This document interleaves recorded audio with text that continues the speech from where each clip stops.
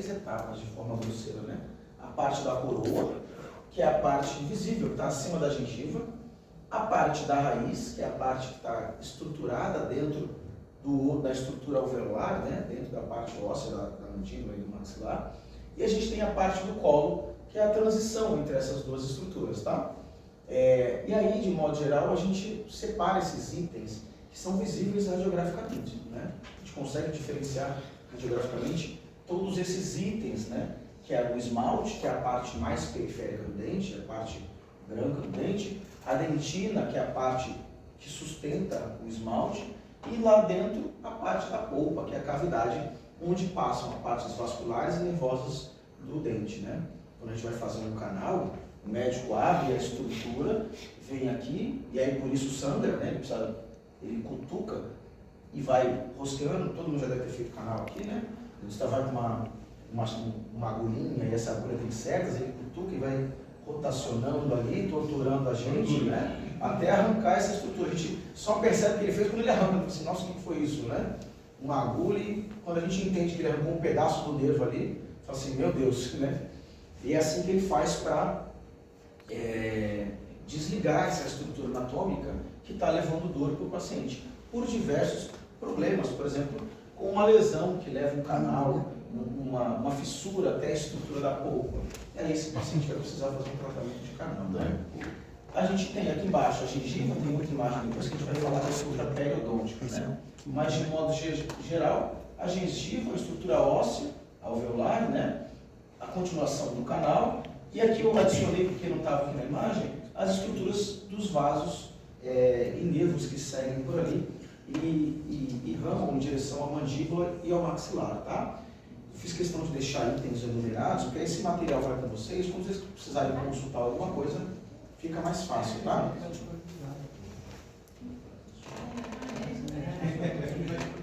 Vou disponibilizar depois no e-mail, através de alguma plataforma, como eu falei, tá? E aí essas estruturas periodônticas, ou seja, que estão em volta do dente, sustentam ela ali, tá? Elas são responsáveis pelo suporte, fixação, tá? Absorção da força mastigatória e de um termo que a gente usa como propriocepção. A propriocepção é um termo que a gente menciona que ela trata da capacidade de distinguir a sensibilidade das estruturas. Então, por exemplo, quando eu tenho que morder uma determinada coisa e eu sei onde essa coisa está na minha boca, é a propriocepção que está trabalhando. O quanto eu tenho que morder essa coisa para que eu não quebre o dente, ou que eu tenho que morder o suficiente para quebrar a estrutura, é a propriocepção que faz isso, tá? Quando você morde alguma coisa errada, por exemplo, morde a bochecha ou morde a língua, é uma pequena falha nesse processo, mas é normal, tá? Mas a propriocepção, ela trata disso. A propriocepção é uma questão fisiológica, ela não é exclusiva da boca, tá? A propriocepção, por exemplo, a gente é como se fosse uma espécie de sexto sentido. Ela que indica, por exemplo, onde eu piso, que faz com que eu não erre o degrau quando eu subo a escada, mesmo eu sem olhar para a escada. É a propriocepção que trabalha nisso, né? É uma conexão entre o cérebro e a estrutura física atuando num aspecto geográfico, né? Onde a gente eu tenho noção espacial, né? Na parte dental, a gente está falando dessa conexão entre mordida, localização da boca, tá? Caso contrário, é que lógico, falando assim parece meio óbvio. Pô, se eu estou com uma vara do lado direito, eu sei que ela está do lado direito, tá? Mas quem está trabalhando é a propriocepção. Você sabe onde ela está atuando, né? Tem nervos trabalhando aqui e fazendo essa conexão entre o cérebro para tudo funcionar. Então, a parte periodôntica atua nesse segmento. E aí a gente tem lá a gengiva, que é a parte superior e visível também, né? Junto, deixa eu vir do lado de cá, da coroa, tá? Então, isso aqui é gengiva. E aí a gente tem o osso alveolar, propriamente dito, a gente já entendeu o que ele é. A parte de ligamento, cadê a sombra aqui? Ó? O ligamento periodontal, que vai fixar o osso, fazer essa interface entre dente e osso alveolar. E o cemento, que é essa parte branca, corresponde à dentina lá embaixo, só que na transição do espaço lá inferior, já na estrutura alveolar, tá? Ele atua na fixação desse dente também. E aí a gente começa a ver outras faces. A parte odontológica é diferente das nossas áreas de atuação, né? A gente tem a estrutura frontal, coronal, sagital, lateral, né? Na parte dentária, a gente tem faces específicas de orientação. E aí é que a gente se separa de outras áreas de atuação da radiologia. Então a gente tem, por exemplo, a face vestibular dos dentes. Ela fala do lado de fora. Era mais fácil falar lado de fora, né? Lado de fora, lado de dentro. Lado de cima, lado de baixo. Que ninguém faz isso. Você, né? Conterrâneos nossos, fazendo essa parte científica, tinham colocado assim. A face vestibular fala pelo lado de fora dos dentes. A face lingual, logicamente, a gente entende que é o lado de dentro. Só que ela também recebe o nome de face palatina.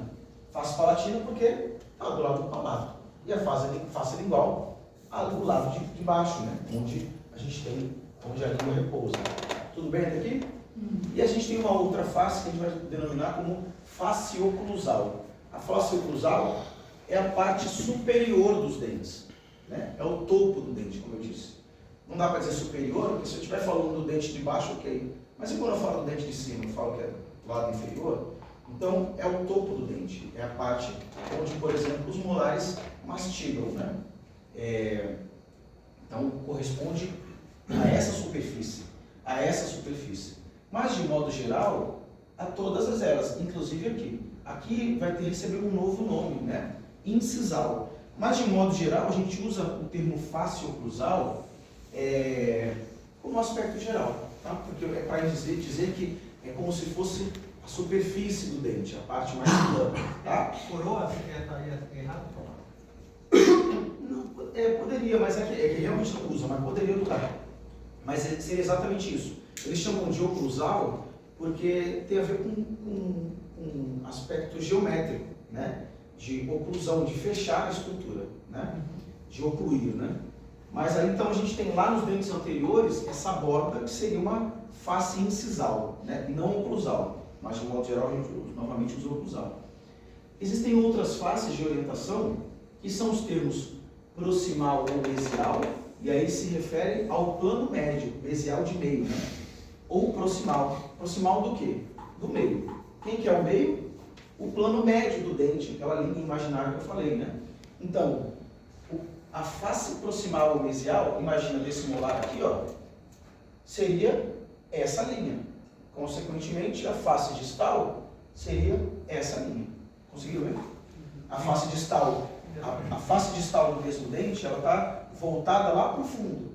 E a face mesial ou proximal em direção à parte da frente, né? Se eu tenho um dente aqui, a face mesial ou face distal de cada dente. Lógico, então a gente entende que a face distal de um premolar se conecta à fase proximal de um molar. Entendeu? Ótimo. E aí a gente tem também uma face cervical. Essa face cervical, a gente não usa ela propriamente dito nas práticas, tá? É só a título de anatomia. Ela corresponde a uma projeção de uma vista em perfil, por exemplo. Onde, lembra que eu falei do colo, né, do dente? A face cervical, ela corresponde à curvatura do dente num plano lateral, né? Então, se eu tenho uma face vestibular do lado de fora ou lingual do lado de dentro, proximal na lateral de um lado, distal na região posterior, a face cervical corresponde à transição entre coroa e gengiva, numa vista lateral, tá? A gente não aborda isso só para título de embasamento mesmo. E aí a gente tem a face oclusal. Agora fica mais fácil entender, né? A face oclusal é o topo do dente, seja ele de cima ou de baixo. E aí, aqui também brevemente, porque isso aqui tem mais questão de conhecimento, não de prática, a face oclusal ela tem detalhes anatômicos específicos, né? Que a gente estava falando sobre cárie, né? Alimento inadequado. Então, dentro de um dente, por exemplo, de característica oclusal, a gente está falando de pré-molares e molares, que tem a estrutura praticamente plana, sulcos, né? Existem esses acidentes ósseos. Olha lá, a crista marginal corresponde a uma margem que rodeia esse dente molar, né? Por mais que ele seja plano, ele é quase como se fosse uma cuba, né? Uma piscina, né? Existe uma margem em volta. Para dentro dele existem cúspides. Imaginem um vale uma montanha cercada de um lugar cercado de vales. As cúspides seriam as superfícies dessa montanha descendo em direção ao solo. Essas faces que conectam a crista lá em cima até a parte de baixo do vale, né? E dentro, entre cada cúspide, a gente tem sulco. Sulco todo mundo sabe o que é, né? Um pequeno veio, né? No caso da estrutura do dente, é lá que vai acumular comida e tudo mais de modo geral. E aí ele tem características específicas como um sulco principal, um sulco secundário que ramifica dele, vestibular que vai com determinada altura, ou central que está mais centralizado. Ele tem as fossas, que são as cavidades que tem dentro dessa estrutura, que geralmente são ligadas por sulcos, né? E tem as arestas. As arestas são as cristas das cúspides. Parece um trava-língua, né? Entre cada face que desce do vale, existe uma espécie de crista.